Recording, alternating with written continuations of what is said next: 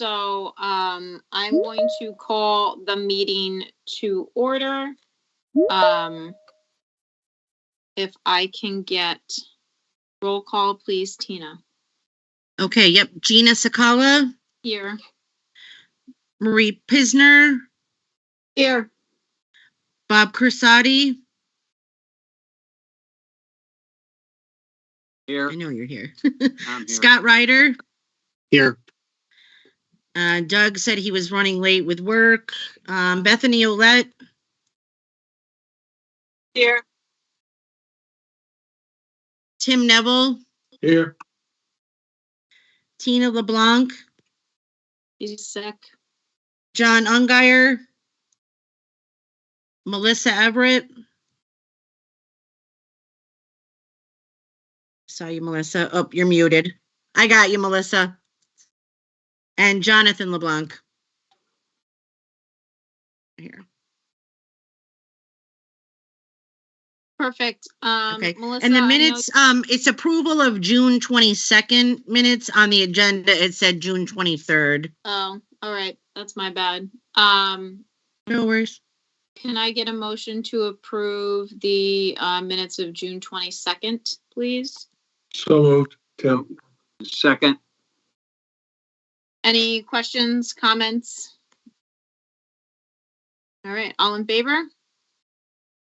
Aye. Aye. Any against? Aye. Any abstain? All right, perfect. No special guest, unfinished business. So we have the Whitney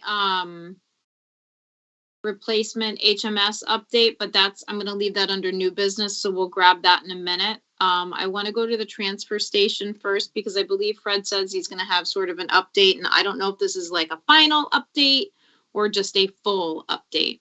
And to everybody who's here, we are going to limit this to a max 1 hour because I know that a couple of us have somewhere to be at 7:15. So go right ahead, Fred. Okay. So I have a update for where things stand at the transfer station. You guys see my screen? Yes. Yes. Okay. So Bill has been working on this project and he put this together. There is our lovely transfer station. Few things need to be completed still. The cardboard compactor delivery and installation has not happened. I believe like 15 weeks ago, they were told 8 weeks. And so that's still on back order. I do not have any update, unfortunately, of when that's going to happen. The inbound scale platform delivery and installation, excuse me, that has begun. Installation of electrical outlets for the engine block heaters for the equipment. Wiring of the backup generator. We are going to have a change order coming up that is not put together yet for the bulky waste compactor concrete pad because the bulky waste compactor was taken out. We are no longer doing that. The installation of the handicap accessible walkway and the traffic control lights. He was coming from another meeting, so he might be a little late. So you do want to talk to us. Yeah. So we Melissa, have. we can hear you now. Yeah, we're getting some. Phone tech. Right? So this is the generator that needs to be hooked up to power the building. And the cardboard compactor is going to go right in this location once it arrives. This here is where the accessible walkway is going to go, so handicap patrons can reach the building. This is the parking area. There's going to be a crosswalk here to go to the accessible walkway. Traffic light indicators are going to go at each end of the scale. Those have been delivered. They have not been installed yet. And then piers started to be poured for the north or the, what side would this be? The east side platform. This is going to end up with another platform similar to this side here is going to go here. So that is being worked on. The the R&RM staff have cleared this area of old granite and debris, and they're going to clean this area up and separate it from the road with concrete barriers. This area here on the other side of the wall, this was where the pad was going to go for the compactor, the bulky waste compactor. So we are eliminating this from the project. There will be a change order at a meeting at some point for you guys to approve to eliminate that. We got rid of the bulky waste compactor because there is not enough power at the site to power said compactor, and it'll cost too much money to upgrade. And that's what we have for the update. Okay. Thank you, Fred. Do you have an estimated completion date? I do not. Bill was unsure about a lot of these. The contractor who was doing this is also doing a lot of other work in town right now, the roads. So I'm guessing that's not helping the situation. Mm-hmm. Bill has put a couple calls into him, but right now it's kind of difficult to get to him in a responsive manner. I wish I had some more information on that for you, but I can try to get some of that together as we know it. I will keep you guys updated on meetings. So if you had to give me a percentage complete, what do you think we'd be at? Ooh, I bet we're at, not knowing the full scope of the project, I bet we're at 75%, 80%. Okay. Really, I mean, the transfer station is functional, and we just need to, hooking up a generator, installing outlets, that stuff is, I'd say, relatively small. Obviously, the platform and the compactor we're at the mercy of the manufacturer, obviously. When that comes in, we can install it, but we're waiting on the actual device itself. Okay, awesome. Any questions on this? Marie, go ahead. Are we on budget for this, or are we going to be looking at any extra money to complete? As far as I know, we are on budget on this. Good Sounds news. like we might be under budget if we're taking that compactor out. Yes. Okay, that's good news. Thank you. I will, you know what, for the next meeting, I will get a full update on where the budget stands as well to make sure, so I can reassure you. Thank you, Perfect. Fred. Appreciate that. Thank you. Any other questions for Fred on this? Sensing none. Fred, anything else on the No, transfer? I think that's it for the transfer station. Awesome. Thank you. All right, moving right along on the roof reimbursement. So I think both Jim and Sam are here. Fred, I'll give you a second to stop sharing your screen, and then I will turn it over unless, Fred, I don't know if you have anything to say ahead of time. Before we start the reimbursement, we'll hand it over to CSG. Can I go over the punch list? I still have my screen up. Yeah, the punch list for which one? Eli? For Hazardville. Yep. So the damaged basketball hoop was cut off, but no basketball hoop has been reinstalled. So that is definitely still on the list. Glass block in room 4 was not repaired. And the glass block that was repaired in the other 2 rooms the repairs are already falling off, as you can see here. And the membrane on the roof has still not been repaired. So we are all three punch list items are still incomplete.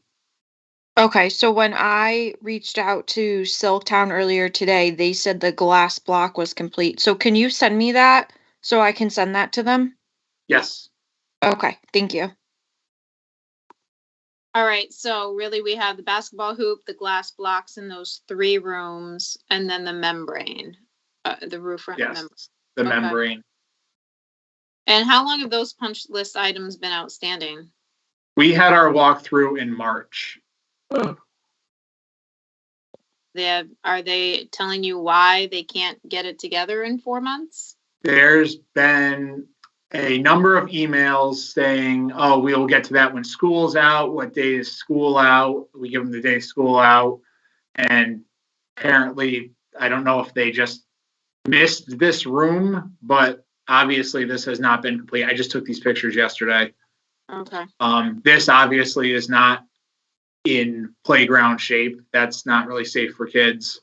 Yeah. So even if they don't get to this by the time school starts, something needs to be done about this for sure.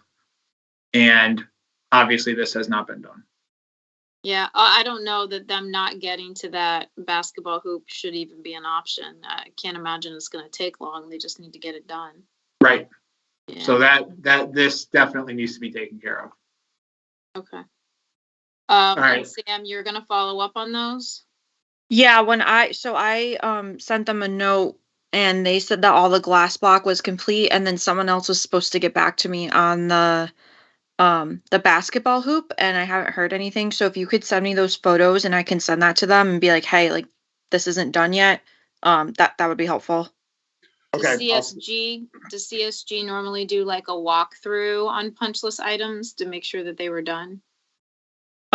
Typically we don't, but I mean, I could take a walk up there to make sure once they give me confirmation. They said that they were going to complete them, like Fred said, once school was out. And then, like I said, they said the glass block was complete. They were still waiting to hear back on the basketball hoop. And then that's as far as I know. So I'll follow up with them tomorrow to see. Okay, perfect. Thank you. And what about the roof membrane? I'll have them look at that as well. They were aware of that. I don't know why they didn't fix it. Okay. Samantha, we'll send them a letter tomorrow. If you can write up the issues, how long they've been outstanding, and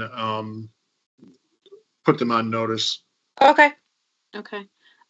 Marie, is your hand still up, or is it just up before? Because I know. No, I'm going to be honest with you. I think this is kind of unacceptable since March. Yep. I mean, school's knocking on our door. We're like 30 days away from the opening of school. So I think these issues need to be completed sooner than later. And I think we need to follow up like within the week of where we are with these, especially the roof membrane. That bothers me. I mean, it bothers me about everything, but the roof membrane, we don't need leakage. We don't need any of that. So that's all my thoughts on it. Okay. Go ahead, Bethany. I was just curious if we've had any leakage or internal damage because of that. I do not know of any leakage. Yeah, well, if we were going to get any, I imagine we're going to get it this past week with all the rain that we've gotten. So hopefully we haven't. But I guess that begs the question, if it's not done and there's damage, then it's on their dime, right? Right. Well, hopefully it doesn't come to that. Yeah. Okay. Go ahead, Bob. Well, I think pretty much the questions have been asked. I am very concerned that, these orders were supposed to be taken care of in March, and here we are going into the month of August.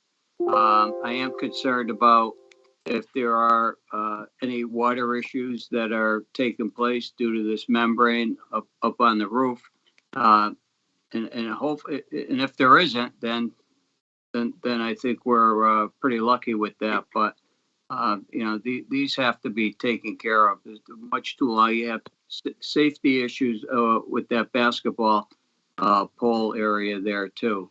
So just hoping that this gets corrected and taken care of immediately. Yeah. Tim, you had your hand up, right? Yes. Go ahead.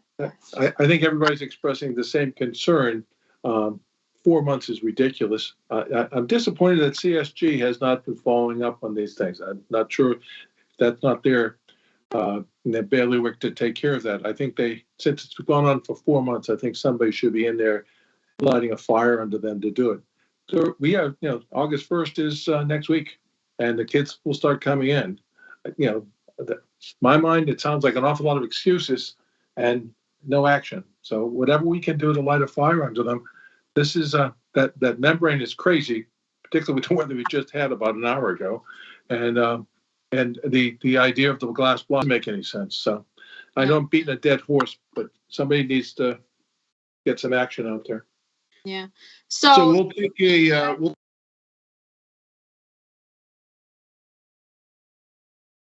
options to put them on notice to make sure they get out there, or what other means we can seek to get these items completed. okay. Well, I think it's Silktown, right? Yes. Yeah, I think we have invoices we're gonna sit on then, because I think they're asking for payment on some of them, which we can get to later, but, so Jim and Sam, if you can get Fred then an update within the week on what Silktown is, what their time frame is, and if they have, I guess, a calendar that they can give us on when things are gonna be done. And then, that way Fred can maybe give it out to me, and then we can disseminate it to the rest of the crew here. Because we're Very not good. gonna have another meeting next week, but I don't wanna wait until 4 weeks to have the same conversation. I appreciate that, Fred. Do you have one for, Eli too, or is it just Hazardville? There was no punch list at Eli.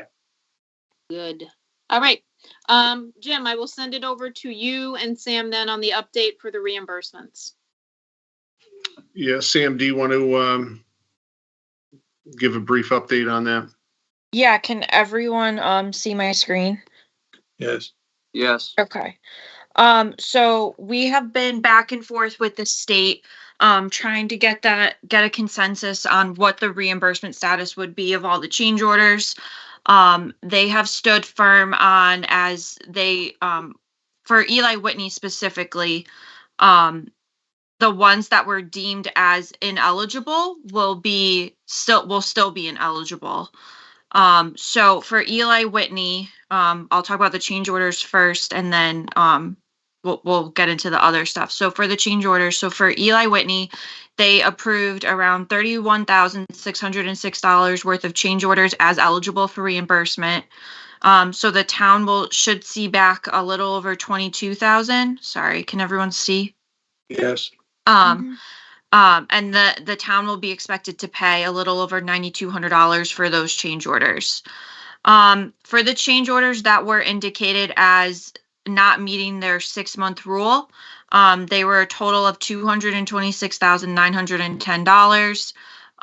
The reimbursement would have been a little over $160, and the town share would have been $66,461. With these, the state did indicate that we can submit special legislation into the state to waive the quote unquote 6-month rule. And then the town will be paid out whatever their reimbursement percentage is for those change orders. They are extremely hopeful that or they worded it as being extremely hopeful that if we did submit it into the state legislature, that they would be approved as reimbursable. So the town would be able to see this $160,000. But that would take us reaching out to your local legislators and getting them on board with it and explaining the situation to them. So that would have to roll into the next legislative session, which is, I believe it starts next spring.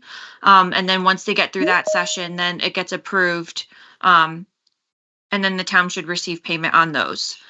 For the 2 change orders that were indicated as not in project scope or considered as maintenance, again, it wasn't as much as the other ones. It was $2,800. The town would have received a little over $1,900, and expected to pay $820. Those, they said we could wrap into this special legislation and try to see what the legislature decides.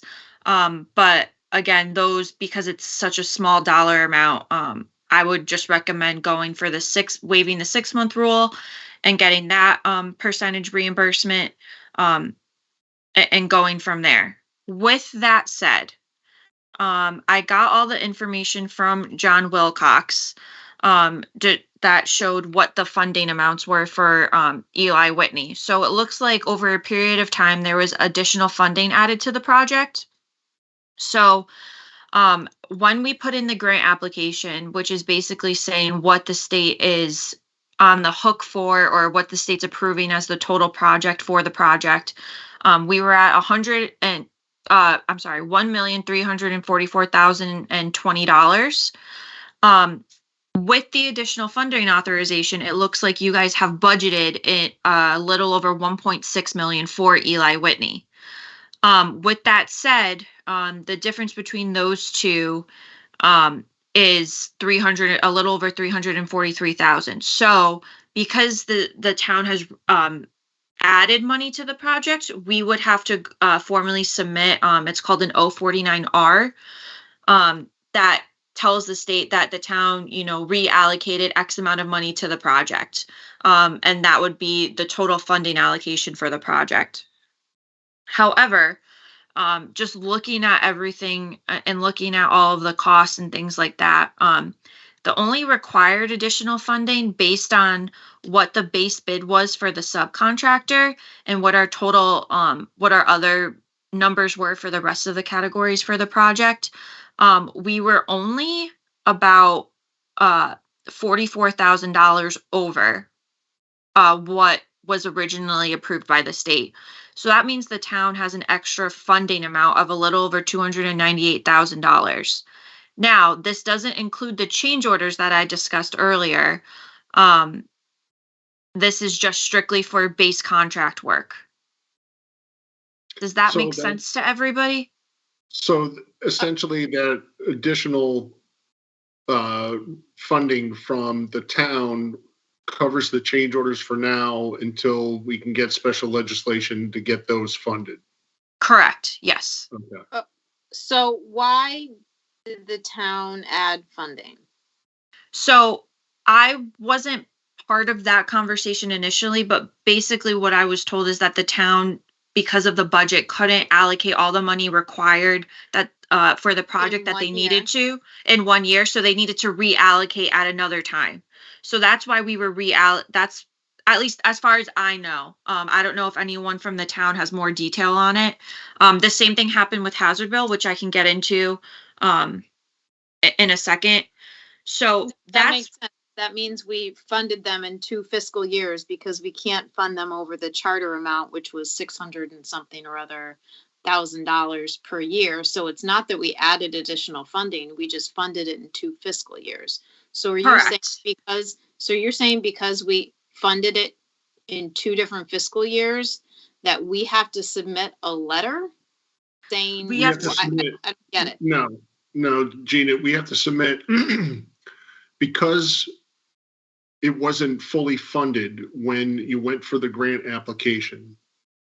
The town didn't have their full funding authorization when the grant application was applied for. We have to submit what they call an SCG 042R to show that there is additional, or the town did meet their funding requirements. So can I add to that, Jim? So the original funding amount, and I looked back at what the resolution was, the original funding amount that the town had at the time when the grant application and the project started was $673,000. Yep. So all of these, basically the 689 down, were added, or I don't know, however you want to word it. That funding was put towards the Eli Whitney project. So like Jim said, because you didn't have your original funding authorization at the time of the grant application, it's basically just a paperwork catch up with the state to make sure that they're aware that you guys have the correct funding for the project. In fact, you have more than enough funding for the project. Right. So this is paperwork. Who submits? So we would have to submit it. So I just got all this information like within the last week. So we would go ahead and submit the 049R, which shouldn't be an issue unless there's something specific I need from the town. I can follow up with you guys on that. But so that would get submitted to the state, basically saying that you the subtracted, yeah. Basically saying that you added, $343,000 to the project or to the funding of Eli Whitney. Samantha, do you have the funding authorizations, the additional ones? I have the spreadsheet and the information John Wilcox sent me, but I don't know if we can review offline, Jim, about what the actual resolutions or anything that the state may need for the funding. Okay. So in terms of reimbursement payments, we submitted a reimbursement payment back in June. I think it was like June 19th to the state. So the town should be expecting a payment of around $727,000. I sent an email again for like the second or third time to Michelle Dixon at the state requesting an update on when that payment will be received. I haven't heard back from her yet. So once I do, I will let you know. Hold on. When was it submitted? June, it was like June 19th or June 18th, I believe. All right. We shouldn't be expecting a payment until August 19th. Okay. So that would be the payment that the town would expect to receive for Eli Whitney. And then just so everyone's aware, just for base contract work, the town is expected to receive a reimbursement payment based on all of the allocated costs for the project of $948,000, $799 for Eli Whitney. So jumping down to this task list that I had from last time, I got the financial stuff from the town that I needed to work all these numbers and to get this ready for you guys for tonight. In terms of the state change order reimbursement, we can do one of two things. We can either not submit special legislation and just leave it how it is with the state, or we can start preparing the special legislation and talk to the legislators within your town to get that ready for the next session in the spring. Funding reallocation, we already discussed that. I mentioned the next payment request. Again, we can't submit that until we receive the previous one. And then just the last two items to close out the project, we have to have a resolution from the Board of Ed accepting the project as complete, and then we can submit the documentation into the state once we get that approval. However, I just need kind of a decision from you guys as to what you would like to do in terms of the special legislation. Again, for Eli Whitney, they didn't deny all the change orders. They kept around 31,000 of them. The rest of them were deemed as ineligible. Again, we can go to special legislation or we can leave it as it is. Based on what you have funded for the project, there's more than enough money within your funding to cover those. So that's my update for Eli Whitney for right now. Okay.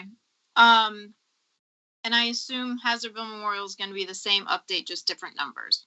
Same 6-month rule issue. Same ineligibles and same eligibles, right? Yep. I can pull up. So I have Hazardville. So let's do that, and then we can open up for questions. And I'm going to ask a couple of questions at the beginning. Yep, that's fine.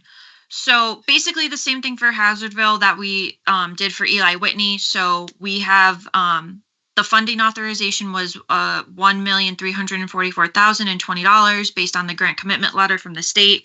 The town has a total of $1.674 million in funding allocation for the project. The change orders for Hazardville, they were all deemed ineligible. A majority of them were deemed ineligible because of this 6-month rule. The rest of them were deemed ineligible because they were considered as not being in the project scope or as being maintenance items. So again, the same scenario for Hazardville. We could submit special legislation and try to waive the 6-month rule. We can put in the other ones too and see if they'll agree to those as well. But personally, I would be more concerned about the 6-month rule ones if that's the route you decided to take. Again, because of the funding authorization or the additional funding added to the project, there's more than enough money within the town's funding for the project to cover those change orders. And then same thing here, we submitted the payment at, I had it in here, June 19th. So once we get that, we can submit the next one. I forgot to note on Eli Whitney, but for both of them, John Wilcox from the town actually notified me that there were no bonding costs associated with either project. So I completely removed that line item from all of these total numbers.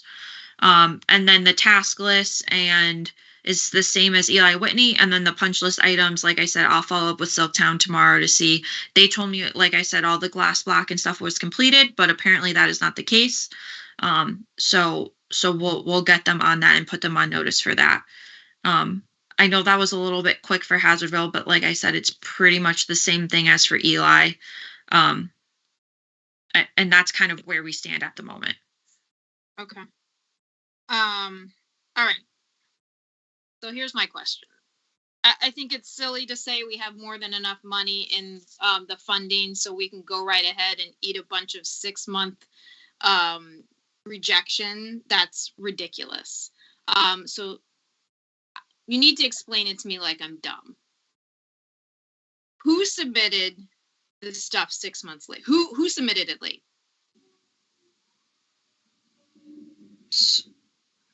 Was it CSG? Yeah, I'm not Okay. sure, Gina. So if the answer is CSG, why in the world would the town be on the hook for that money? Why? Special legislation? Sure. In 6 months, 8 months, a year? Sure. And I don't mean to sound rude, but it's exhausting because I know we've been dealing with this forever. If you guys did not submit things on time, it is not the town's problem. That is the CSG problem. And CSG needs to figure out how to get the town their $71,717 for Hazardville Memorial and whatever it was for Eli Whitney, wherever I wrote it down. So Well, Gina, unless we somebody did. can explain it to me that it was somehow the town, I'm Well, Gina, we baffled did. on why. Gina, we are explaining to you how we can get the money is through special legislation. Why No, was that you're money right. not? Right, so that means if CSG doesn't want to pay it, we can get the state to reimburse it as eligible by waiving the 6-month rule. I get that point. My point is if CSG dropped the ball, it happens, I get it, then we are going to be made whole no matter what, and CSG can figure out if CSG wants to submit special legislation. Well, Gina, we can't submit special legislation as CSG. It has to be through Enfield. We're not a municipality. Right? So we have no representation. We don't have a legislator that can submit. We will write it up and talk to your legislators and to get it submitted, but we're not a municipality that can submit special legislation. So then what happens if the special legislation doesn't pass? I don't know. I mean, I feel like I know the answer and what it should be. And then what happens Well, if it takes 9 months? What if what takes 9 months? What if the special legislation takes 9 months to move? Well, it won't. It's a short session next year. You'll probably be getting an answer on the special legislation in the end of May.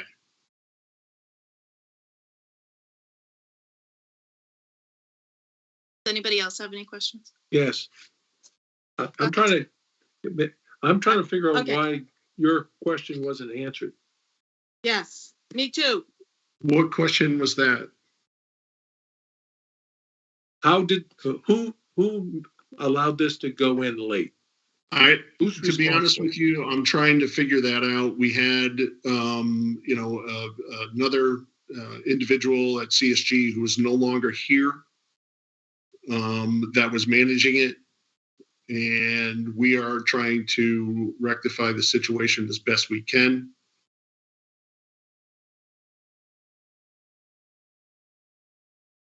So it Okay, sounds like the answer to our question, Tim, is it was CSG. So can I just talk, because I have had my hand up? This is unacceptable. It's unacceptable that the town has to go through hoops to get money back for a mistake made by the company we trusted to get the paperwork in time. So I agree with Gina 150%. I agree with Tim, and I think we're all on board feeling the same way. If somebody dropped the ball other than Enfield, they should be responsible. We're placing our faith in them. So I think there needs to be a better answer than we're going to go to and I think that our legislatures will work very hard to get us this money back. Mhm. But why we should carry this out 6 months, 9 months, whatever it is, doesn't seem right. So my frustration is the same as yours, Gina's, and yours, Tim's, and I'm sure everybody else sitting in this meeting. And I think we need a better answer than, well, we're going to try. That's it. Well, Thank you. like I said, we have been working with the state to, make sure that to try and get these eligible. They told us this morning that they will not deem them eligible and to seek special legislation. Well, I'm totally in disagreement with that. I don't think that we should be going to our state legislators over an issue in regard to these change orders with this 6-month rule by them not getting submitted in on time. That's totally unacceptable. And this is not a state legislator issue as far as I'm concerned with. All right, so I see Ellen, you Ellen. have your hand raised. Does anybody else? So I just had one question and a comment. The first to Mr. Giuliano. In your experience in this field, have any other communities been put in this position? And if so, what was the outcome if they indeed had to follow the path of special legislation in order to discrepancies within their submissions?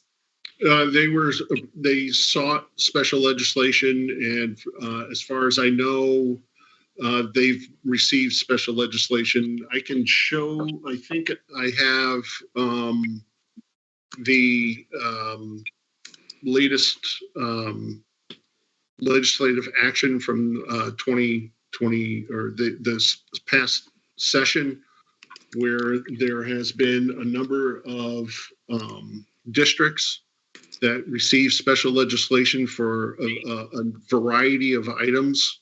Some of which are the 6-month rule, waiving the 6-month rule on change orders.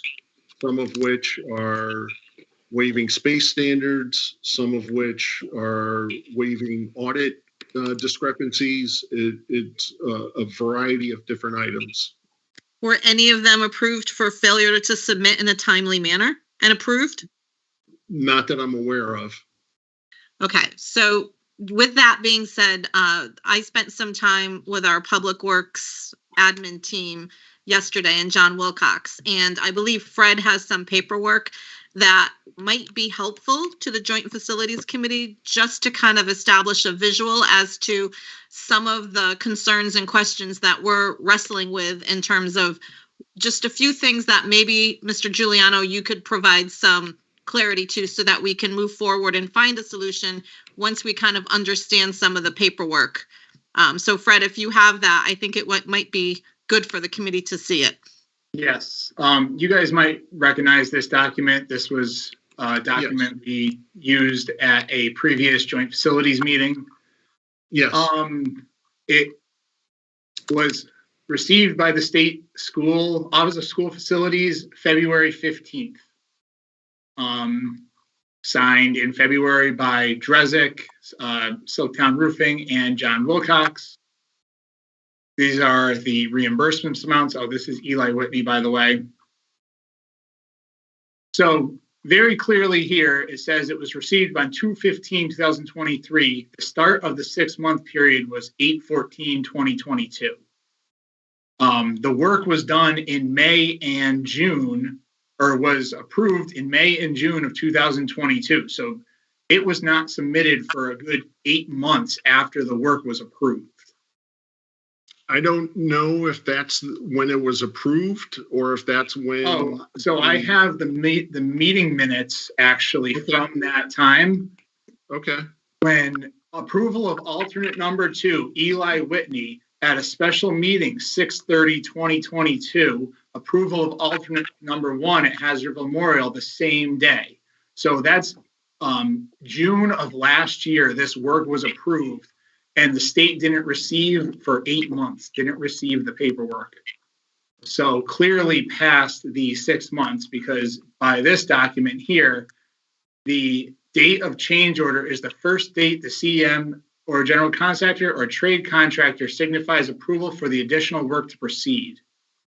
So very clearly there was a deadline missed. And then if you look at this document here,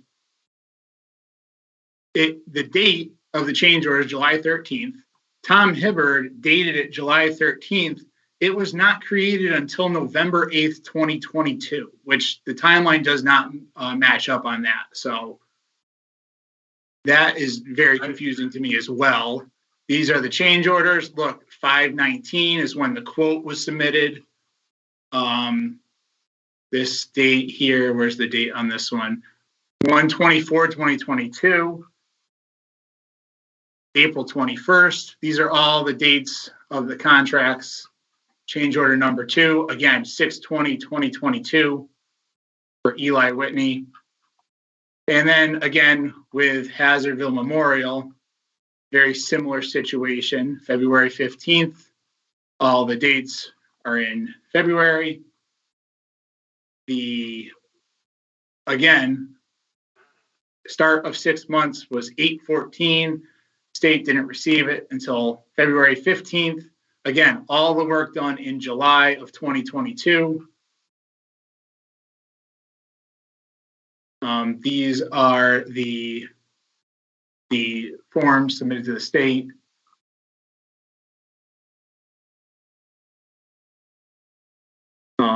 Let's go down here. Again, all the work done in summer of 2022. Change order number 1.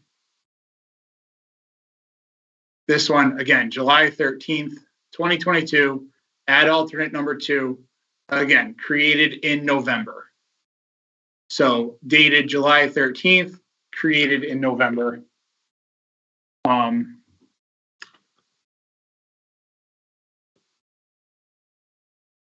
As we go down, this one, actually, the date does line up with when it was created. So yeah, I can't speak to the AIA. We don't have a license for AIA. So who created this document? It would have to be Tom Hibbard. Okay. Again, change order number 2, July.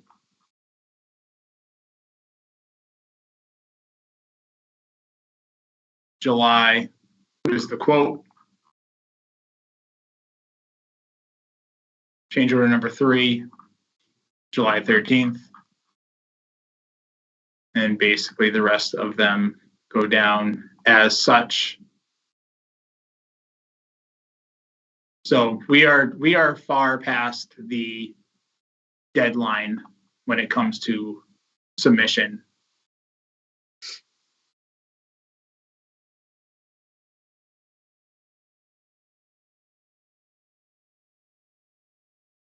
Any questions? No, thank you, Fred. Yep. So, Are you saying that you do not want to seek special legislation for reimbursement on this? So, I mean, this is what I'm gonna say. One, I think we would need to do a motion here. Somebody would need to make the motion, somebody would need to second it, and then we would need to, vote on it. That being said, I don't think they're mutually exclusive.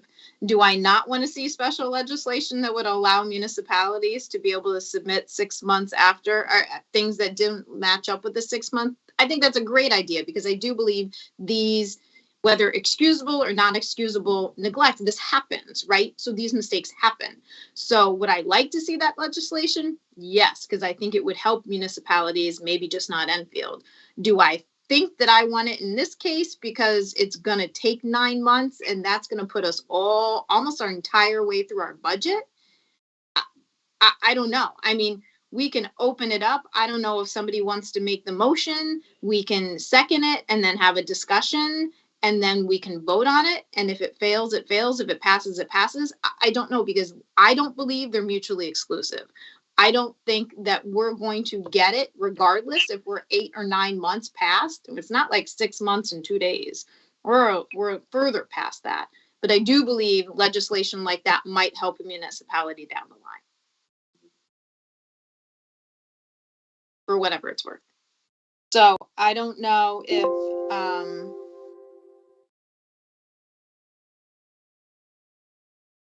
don't even know. Because my inclination is to say, at this point in time, I think CSG needs to go back and figure out another solution and come back to the Joint Facilities Committee in the town with another solution. And if that's acceptable, great. If it's not acceptable, great. I don't know if we can concurrently plan, do the special legislation. You guys got to start writing that up. It's on you anyway. And then you come up with another plan. Maybe that's the way to do it. You do it concurrently.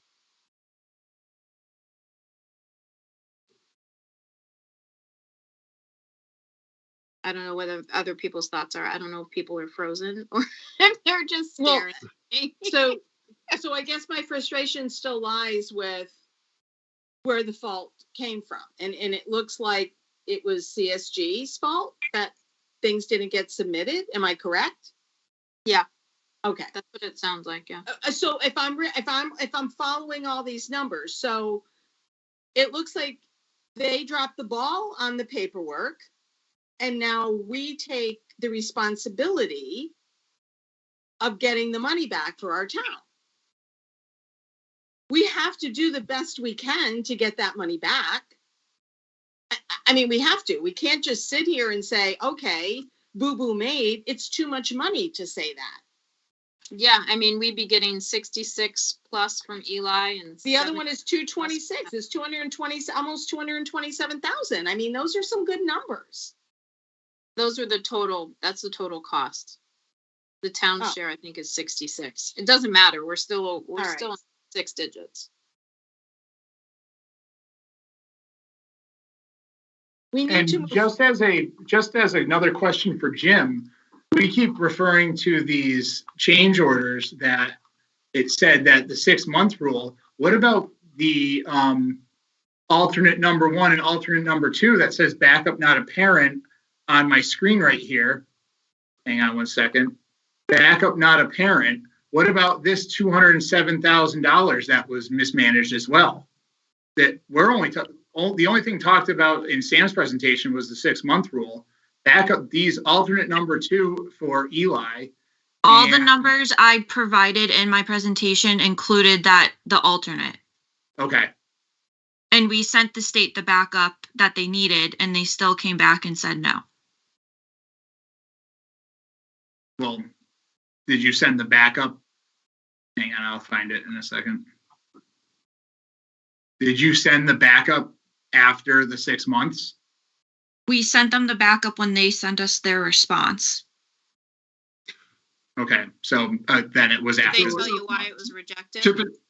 Typically alternates are accepted, usually along with the main contract, with the base contract or shortly thereafter. I think, and I don't know all the timing of when the alternates were accepted. Again, I wasn't involved managing this directly, so I'm playing catch up myself on a lot of this. So that's why I don't have a lot of answers or can comment as to when the work was done and when it was submitted. I'm trying to piece everything together to try and make as much sense of this as I can. But the alternates, since the alternates were included in the bid documents, and then I believe one of the alternates was accepted at the time the contract was written, and two of the other alternates were accepted after the contract was written. They're considering the alternates as change orders, the two that were written after the contract, or the two that were accepted after the contracts were written as change orders. And Samantha, do I have that correct? Yeah, so I believe it was for, hang on, I'm just looking back. I get them confused, but I don't remember which one it was for. But for, I believe it was Eli. There was two alternates. One got accepted as part of the base bid, so you'll get reimbursement on that because that was that's technically part of your base contract. The second one was added after the fact. Subsequently, the other alternate was added after the fact of the contract being executed, or the PO rather. Bethany? I just wanted to say, like, clearly there's evidence of some neglected timeline and things happening when they need to happen. But I think we, certainly need to take whatever avenues we have to recoup the money that the town should have. So, if it's pursuing this special funding through legislation, it doesn't close other doors, but I think we need to take whatever options we have at this point to see how far we can get with getting that money that we should have. Right, I agree. I think that's what concurrent planning that I had in mind would be. So here's my suggestion, and this is just a suggestion. Jim, I know you've said a couple of times you're playing catch up. You weren't the one managing this. Sam has kind of been around this project for a pretty long time. My suggestion is within the next week, and I may be speaking out of turn, but I guess the town staff can tell me. Within the next week, I think you need to have a meeting scheduled with Fred and Ellen and John Wilcox, with you and Sam. I would like to be there if possible. And I think this needs to be hashed out with everybody's paperwork. I think we need to go change order by change order, ineligible by ineligible if we need to. Everybody has the same paperwork, and we're going to come to some sort of consensus of what are we arguing about as far as, is it the alternates, is it the change orders, is this all of it, is it some of the 6 month plus some of this other stuff? And then we can, and then y'all need to report back to the Joint Facilities Committee. My suggestion would be that we bless you going forward on the special legislation avenue, but that doesn't negate the fact that I think it should be done, it should be reimbursed by CSG to the town in a timely manner at some point. So that's just my opinion. I don't know what people's thoughts are. I agree. I agree. Agree. I mean, because we can go around in circles, right? But I agree as well. I can tell you all, like, we're lay people. This is outside of my wheelhouse. I feel like I've learned a lot in the last several years being on this, but I'm not a project manager, and I'm not somebody that deals with this. So CSG and the town staff have to sit down, and I would like that meeting done within the next week, or scheduled within the next week, because I know people have vacations and time off and other things planned. So have it in the books, and then let me know when it is. And then there needs to be a report back here. Go ahead and start your special legislation, but y'all need to figure out another avenue to get Enfield its money, because, like, I understand mistakes happen, but you have insurance for this reason. You gotta figure it out. And that's all I have to say about that. Anybody else on this?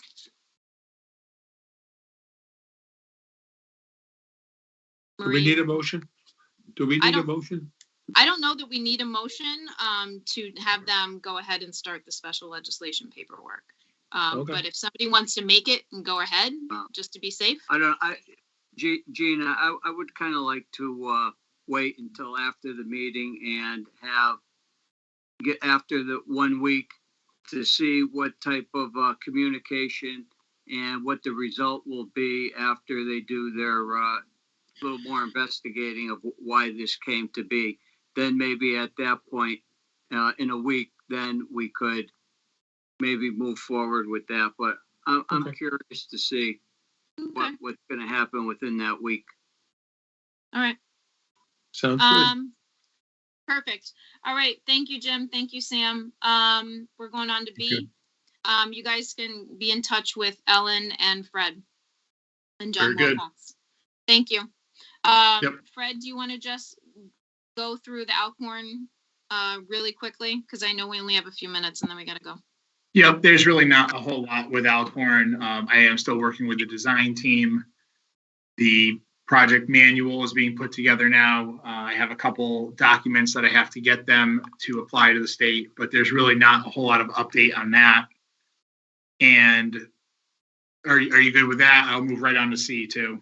That's fine. Yeah, in this school modernization, you can do really quickly, and I know Scott may be able to help too. This was kind of just a precursor because I know we're going to talk about other roofs and sort of what we're doing. I don't mind pushing this agenda item to the next agenda if you want to, or you can just give a 5-second overview. It's really up to you guys. The contractor or the firm that's doing the school evaluation is going to have the documents to us, have the modernization analysis to us on Friday, August 4th. Perfect. So there's really not, I don't really have a whole lot of update until we have that document. That's great. Okay, They've done site visits, air quality testing, but that's moving along.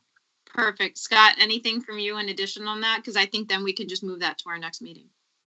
Yeah, we can definitely move that to the next agenda. I'll just say briefly that we had another talk with this team, this company that we're working with, and the school modernization committee.